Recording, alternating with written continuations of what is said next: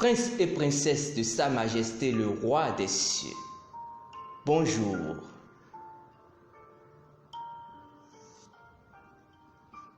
Une question. Avez-vous envie d'opérer le type de foi de Dieu? Si la réponse est oui, accompagnez-moi dans ce voyage.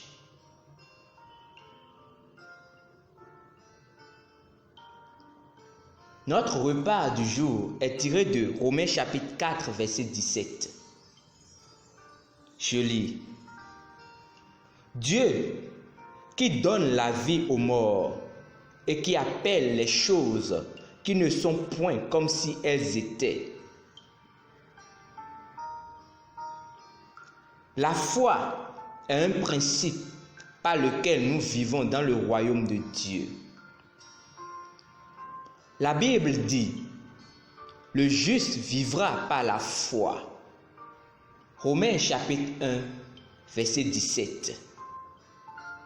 Et la foi qui nous a été donnée est le type de foi que Dieu possède. Vous pouvez l'appliquer tout comme Dieu aussi fait dans les Écritures avec la garantie de recevoir les mêmes résultats. La Bible dit que par la foi, il a construit le cosmos, les mondes. Hébreux chapitre 11, verset 3. Pas étonnant que Jésus ait affirmé dans Marc chapitre 11, verset 22. Ayez foi en Dieu. Plusieurs autres traductions ont dit, ayez la foi de Dieu. Ou le type de foi de Dieu. La foi surnaturelle que Dieu lui-même opère. Nous lisons cela dans notre verset d'ouverture. Il appelle les choses qui ne sont point comme si elles étaient, voyant l'invisible. Par la parole proclamée, vous amenez les choses qui ne sont pas perceptibles au sens à se manifester physiquement. Qu'en est-il des choses qui existent déjà, mais que vous ne voulez pas? La Bible dit, et Dieu a choisi les choses viles et celles qu'on méprise, celles qui ne sont point, pour réduire à néant celles qui sont. 1 Corinthiens chapitre 1, verset 28.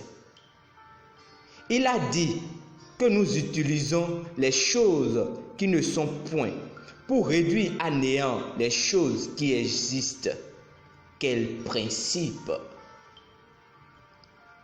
Le mot néant vient de katagéo, grec, qui signifie annuler, réduire à néant ou réduire à rien, rendre inefficace, décimer. Voilà ce que vous pouvez accomplir avec vos paroles, vos proclamations.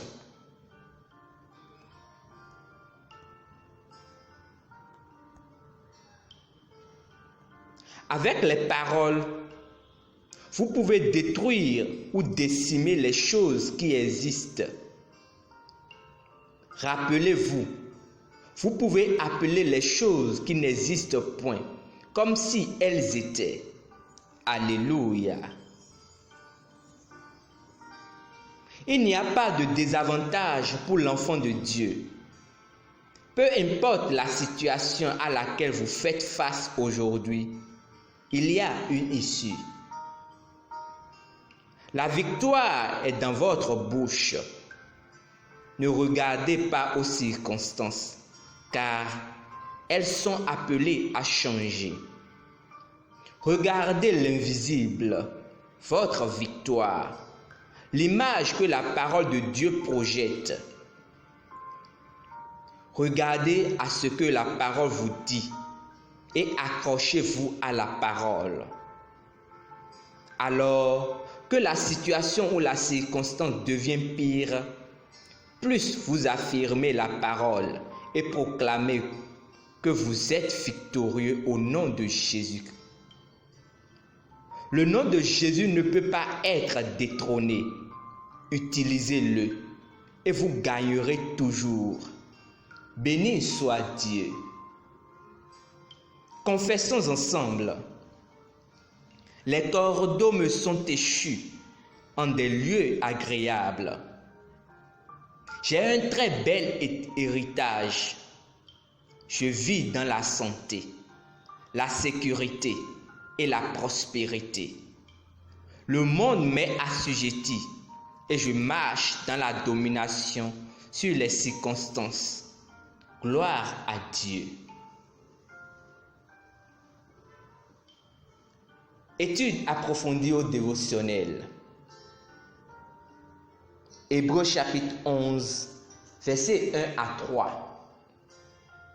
Romains chapitre 12, verset 3.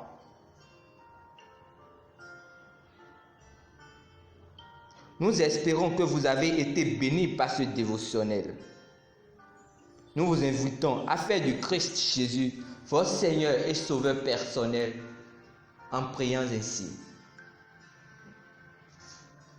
Ô Seigneur Dieu,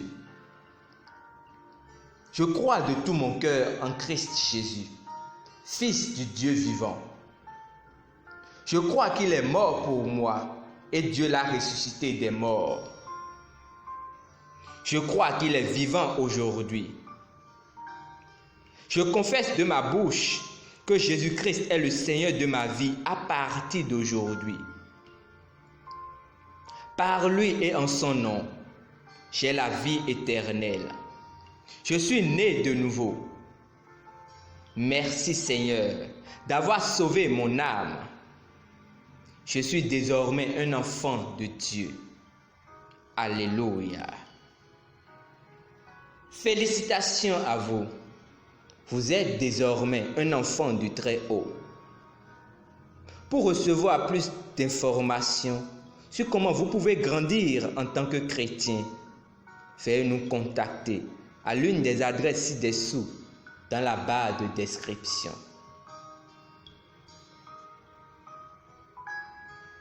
Merci pour votre attention. Demeurez bénis et bonne journée à vous. Amen.